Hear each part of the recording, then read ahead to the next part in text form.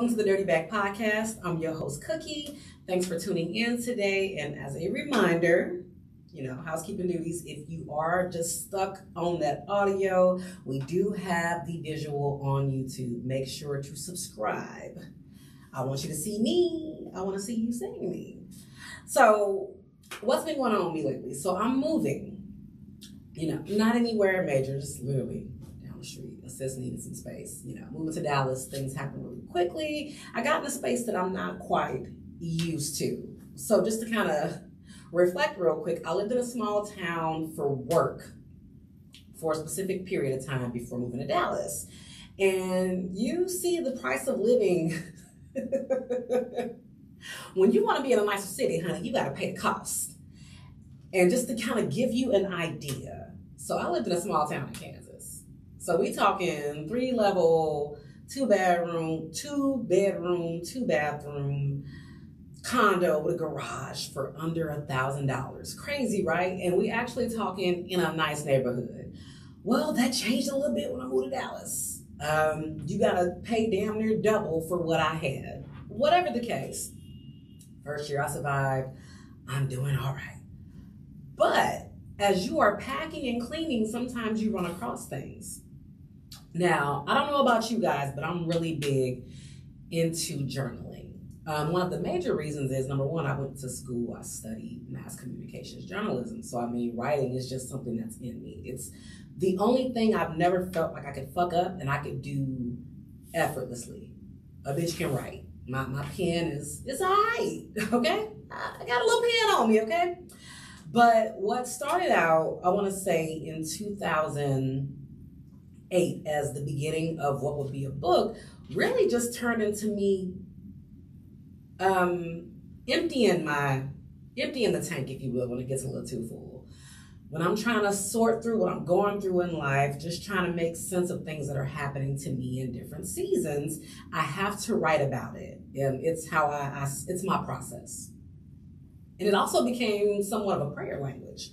Now, I know we all have our different ideas about spirituality, how that looks to us. Some people go to church. Some people focus on, some people are Muslim, some are Christian, some just whatever your process is. A huge thing for me is I have to write out seasons I'm in. So again, I'm cleaning, I'm packing. And I look, and I found this journal. I forgot all about this shit, y'all. And the thing is, a lot of my writing has taken place on drunken nights.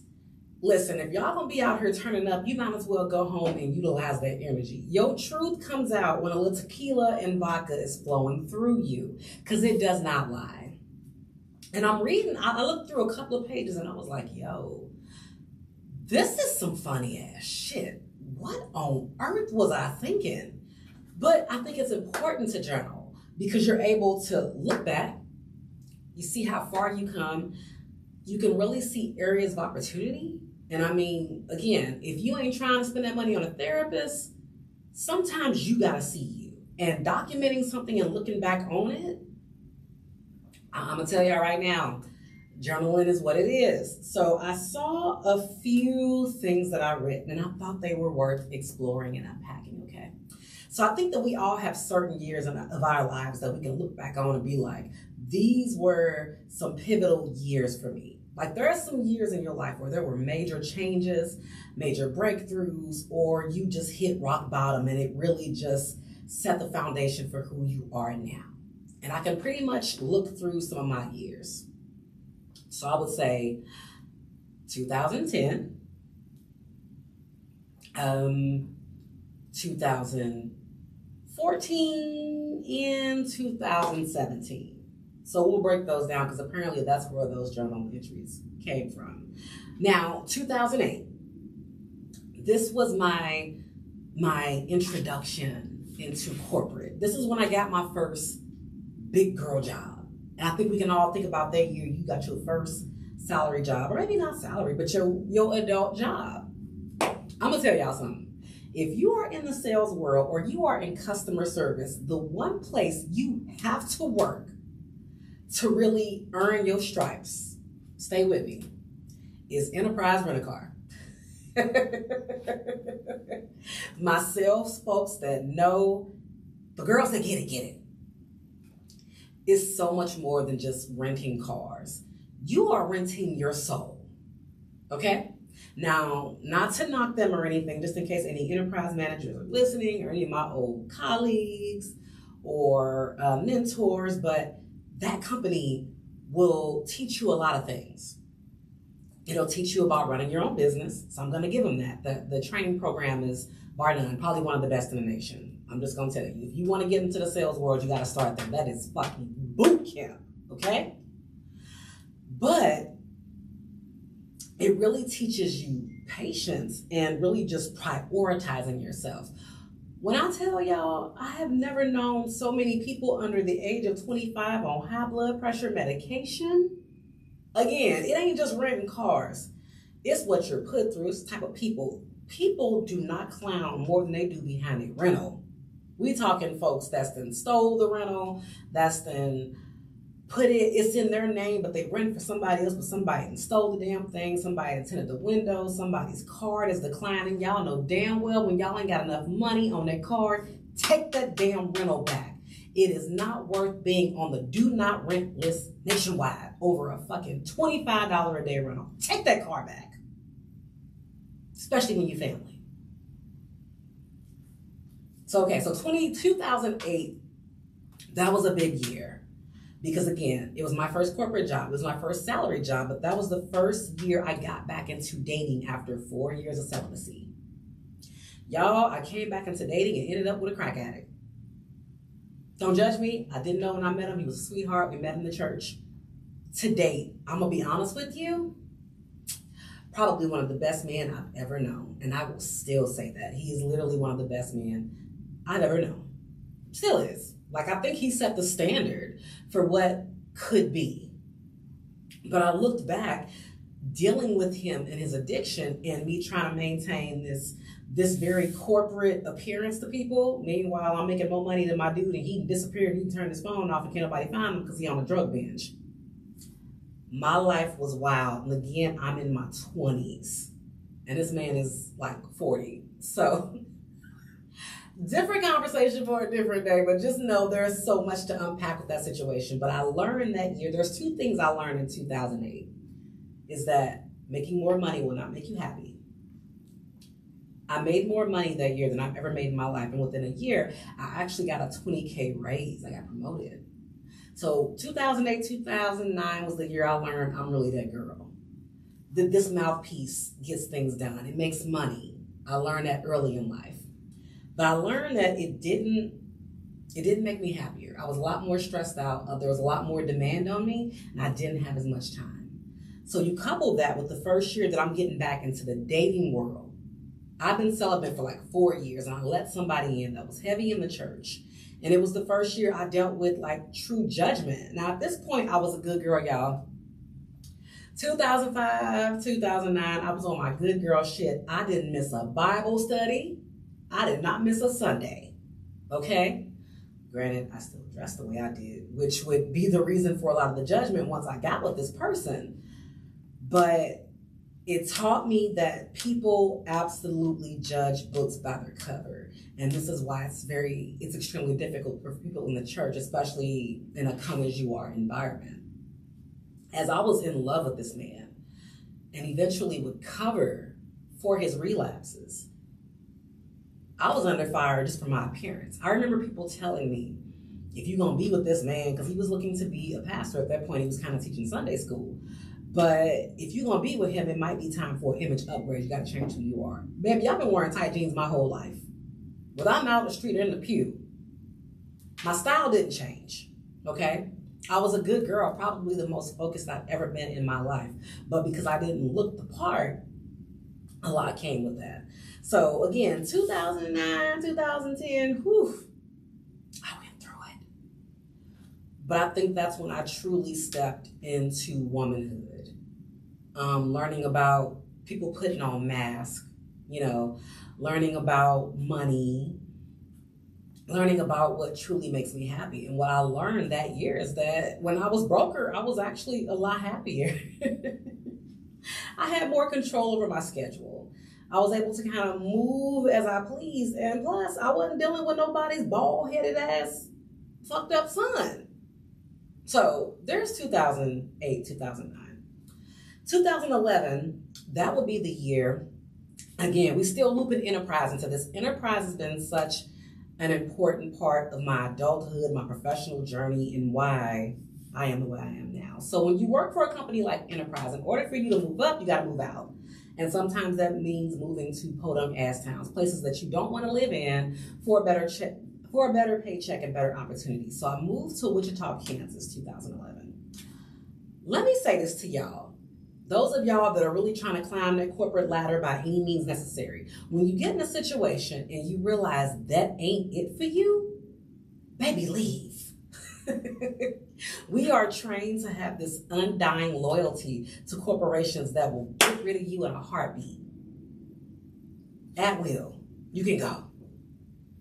Right? So I knew within my first 30 days in Wichita that was just not it for me. But I was somebody during that time that saw it as, you know what, we're going to see this through. I ain't no quitter. You know, I stayed with jobs for as long as I can. We gonna figure it out.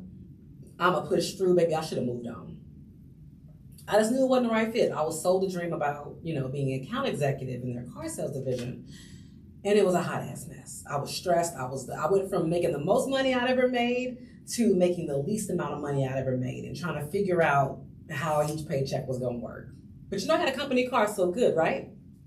So I learned from that year, when things are not making sense, it is totally okay to, you know, exit stage left. Totally fine. Absolutely fine. And I think that was the year I really started documenting. I really got into documenting. 2008, I played around, but, you know, I had to do what I had to do.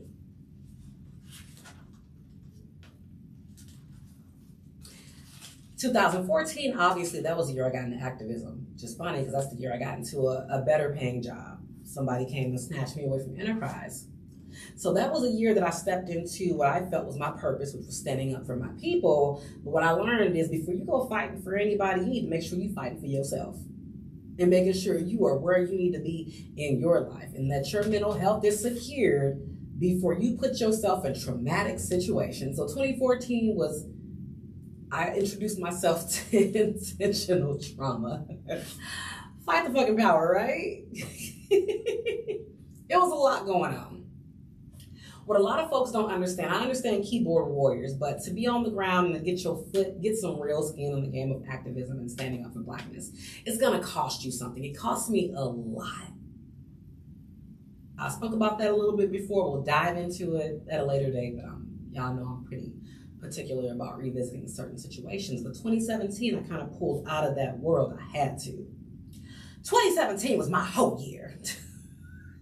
Here's the deal, y'all. You cannot skip your whole phase. Nobody told me this. When I had my son engaged at 19, 20, I'm trying to be somebody's girl. I'm a new mommy. I was trying to be a good girl. I'm in college at the time. I ended up going 4 years celibate.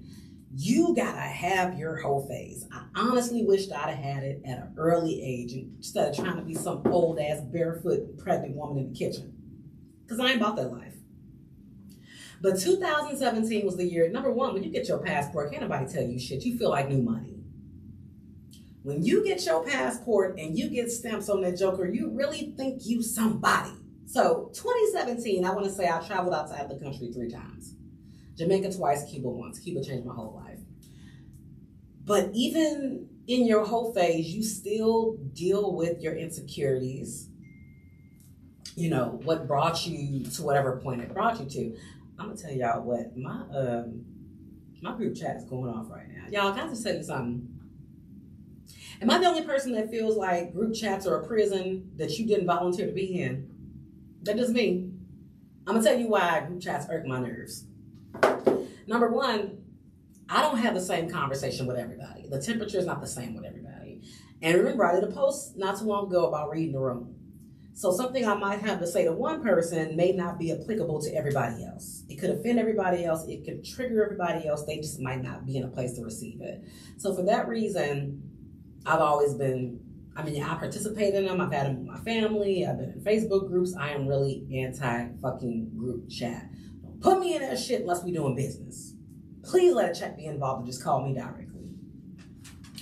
Anyway, so 2017, I'm in my whole phase. I'm doing my thing. And I'm actually going to read y'all some entries. I'm going to see which one going to be a good one. I ain't even read through all of these. But, again, 2017 was my whole year. So I feel like I should read some of what was going on in that. Because some of y'all might be able to agree that if you look back on your whole phase, you were really overcompensating for some emptiness. Like, there was some hollow in that heart. There was something you were overcompensating for during your whole phase. And no matter how many dudes or... First of all, my whole phase wasn't even really a whole phase. I remember talking to one of my homegirls about the number of dudes that I slept with in 2017, which really wasn't a lot. It was actually a pretty small number. To me, it was a big deal. I was one of them ashy-ass girls that used to brag about the fact that she could count on one hand the number of men she slept with. So to me, I want to say up until I hit, I don't want to say 33, 34, I can count on one hand. And I wore that shit as a badge of honor. And I've said this before, I really used to judge anybody that did their thing. But what I've learned is, and again, I'll say this as many times as I need to, be careful how you judge people, because you will be faced with the same thing. When I was in church during that time in that relationship, there were girls that were a little bit more sexually liberated. I definitely turned my nose up at them. I definitely looked down on them, because to me it was something I could never do. I would never. Baby, 2 years later, I was ever. I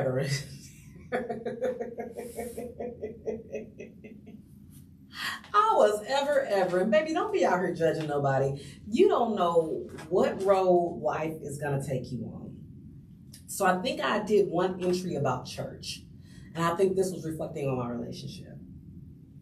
I said, church, I hated it. As a child, it was very much performative based to me. Shout, flip over benches, speak in inaudible tongues, crowd to God, exit, curse your kids out, gossip about everybody in your family. I never saw the purpose due to lack of change within those who place such a high priority on attendance. At 11, I decided it was very much playing with God. Though early adulthood, I held on to my anti-church sentiments until I became a mother and learned I couldn't battle the beast that was my ex alone. Something was missing in my life. It was the moment Passion of the Christ was released. I made the decision to go see it alone. Never in my life had I felt so saddened about what was sacrificed for me. Okay, so y'all, Passion of the Christ was low-key what led me to church and to get saved. I went and saw that by myself. Boy, I was in that movie theater crying, didn't have nobody to hold my hand. So I decided after that movie, I needed to give my life to Christ. Don't judge me, we all got our stories. I hated church folks until that movie came out. So there's that.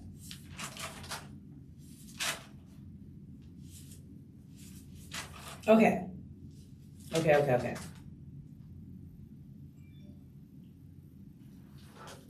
Now, this was November 21st, 2017. I can tell you exactly who I was sleeping with during that time. That's why this journal entry is particularly funny. Because you know how you deal with somebody that you know you ain't got no business dealing with? You figure out ways to justify who you're dealing with, but you know in the end it's going to go left.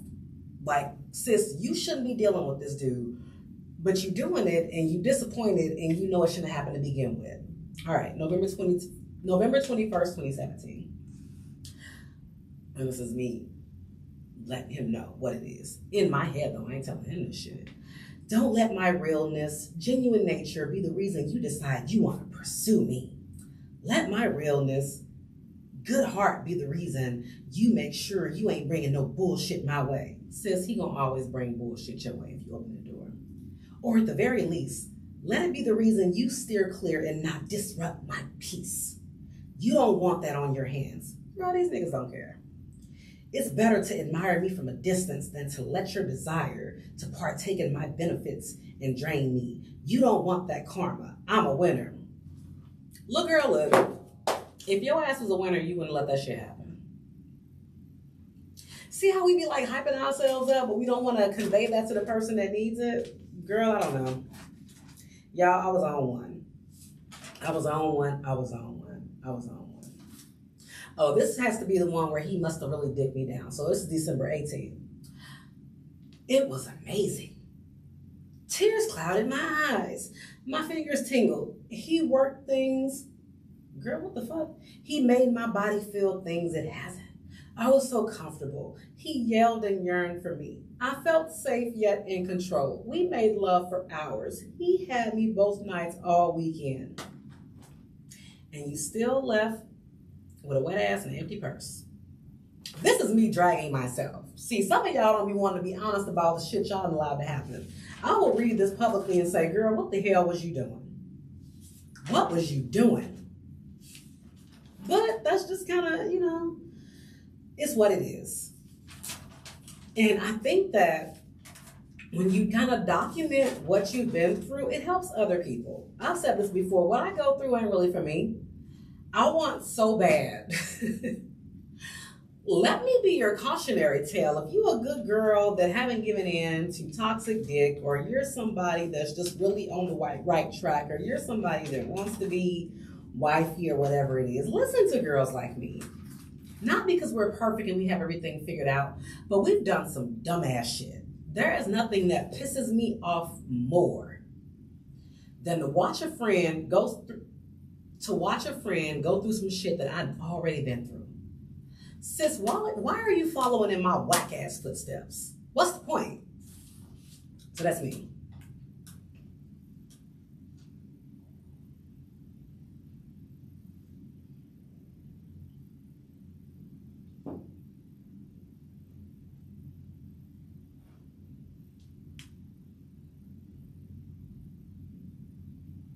All right, so hold up. This is good. I just realized what this is. Okay, so I found one when I broke up with the pastor crackhead, and I was trying to get by him. Now, most of y'all, and y'all can relate to this, when you've tried to get over a really bad breakup, you've made some trifling ass decisions to get over it. Y'all know how it is. You want to get over one man, get up under another one.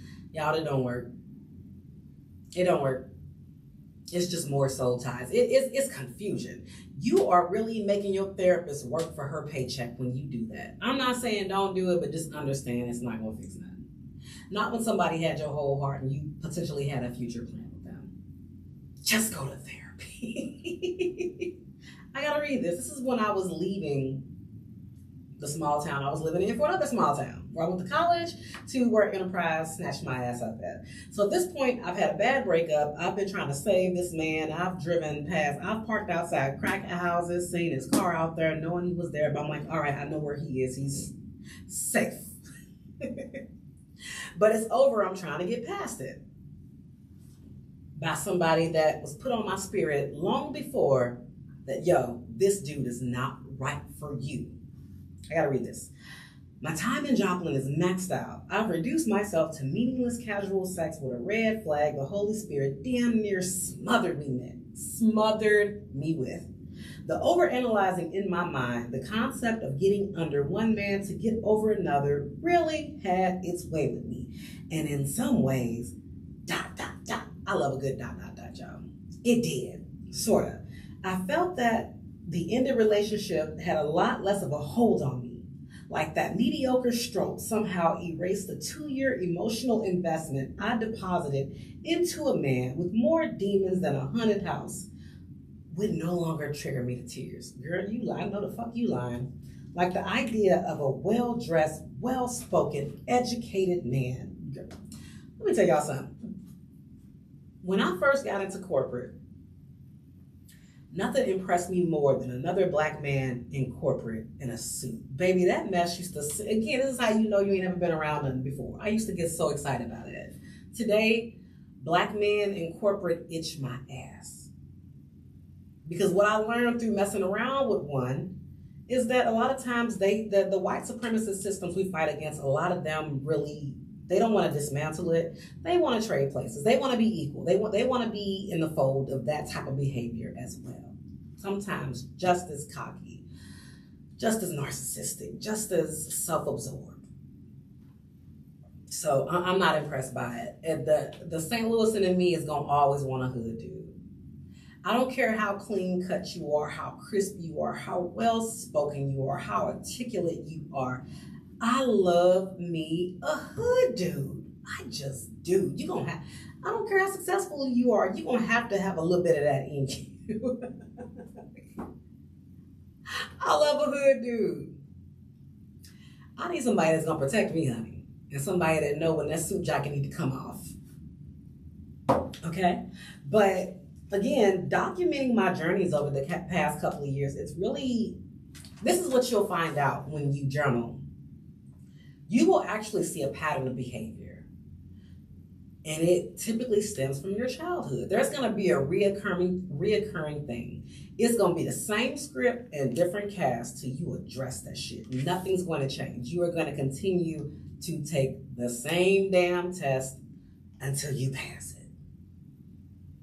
That's just what it is. You don't have to take my word for it. But when I look back at these journal entries, I'm like, bruh, 2017, 2019, 2021, girl, it's the same shit. What you doing?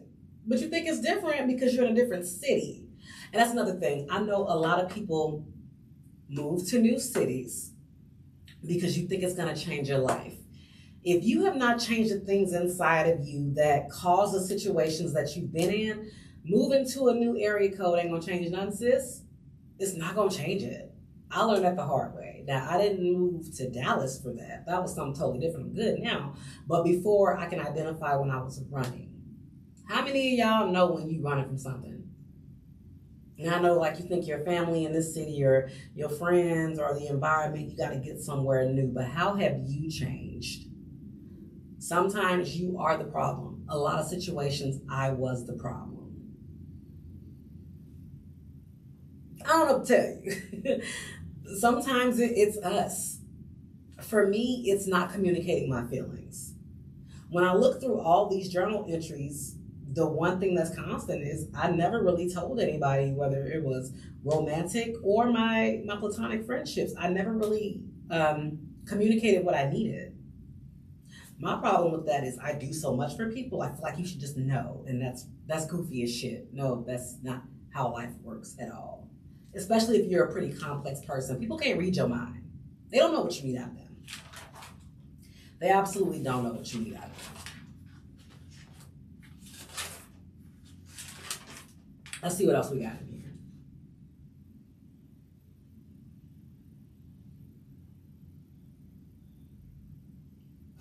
here. Ooh, July 9th, 2017. This one's pretty good. I think this is the part where I just accepted the fact that I was just going to be a hoe. I decided I was going to be a hoe for the summer. Ooh, girl, you ignorant. Okay. All right. Maybe the conventional method isn't for me. Actually, I still feel that way right now, y'all, to be honest with you. My path may be exactly like me. Predictable yet complex. The white picket fence, dog, cat, little boy, and girl might not be on the table. It could be a myriad of partners. Your whole ass. Not in a promiscuous sense. Not in that matter. You know, hoes have fun too. I'm looking at the fact that 4 years of celibacy didn't bring it. Holding out for long periods of time didn't bring it. 7 years of singleness didn't bring it. It brought frustration. It brought heartache. Confusion it brought. I am so dramatic, y'all. A hardened heart once again began to follow. Tears over failed expectations. But God be the glory for growth. You always want to bring God in it when you don't know what else to do. I'm not the same girl I was last year. I feel freer. I'm way more comfortable with myself, my sexuality.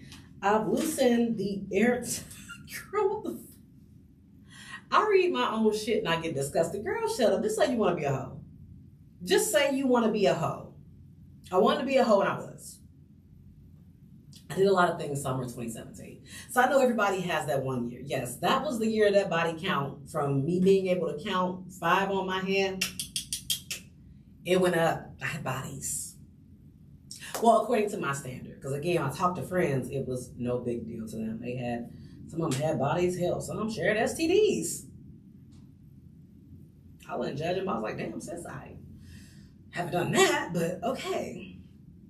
So I think the thing that I'm trying to convey here to y'all today, I'm looking through this journal and I'm seeing so many layers to myself and what I was in through that season, but I'm seeing some very constant themes. And the only thing that means is you have to pass the test. If you don't pass the test, it's coming back up. Documentation is your best storyteller. Documentation is the ultimate truth teller. When you journal the different seasons you're going through, when you look back, you can kind of connect, like I said, you can connect the dots. I'm here for us laying it out there. Like I said, a lot of us, we don't like to be transparent with ourselves. But when you tell the truth, when you write that shit out, you have to look at it. And sometimes as you're writing, the answers will come to you.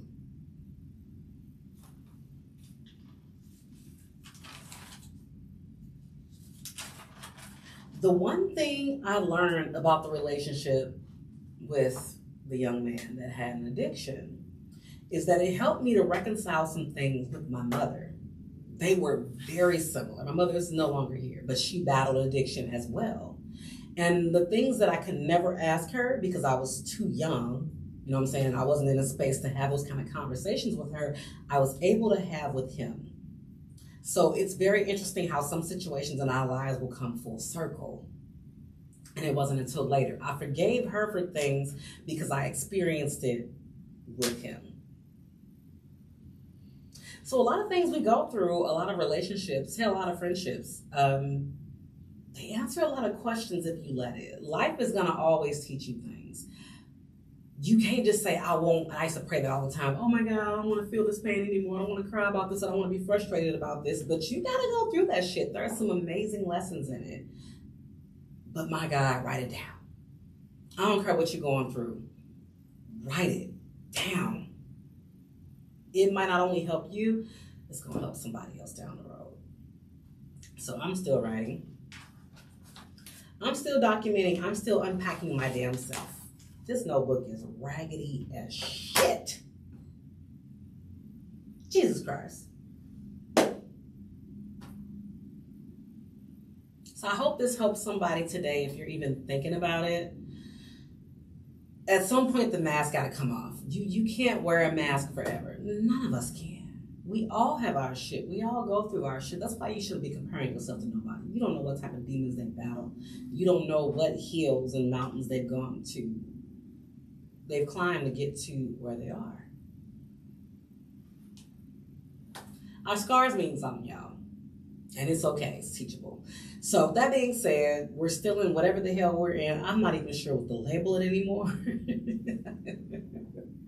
Wear your mask. Wash your hands. You should be always washing your hands. But wear your mask where applicable. Wash your hands. Socially distance if that's what you need to do. And when you get a free moment, please remember to clean out your dirty bag. Till next time. Well, darling, there's only one God.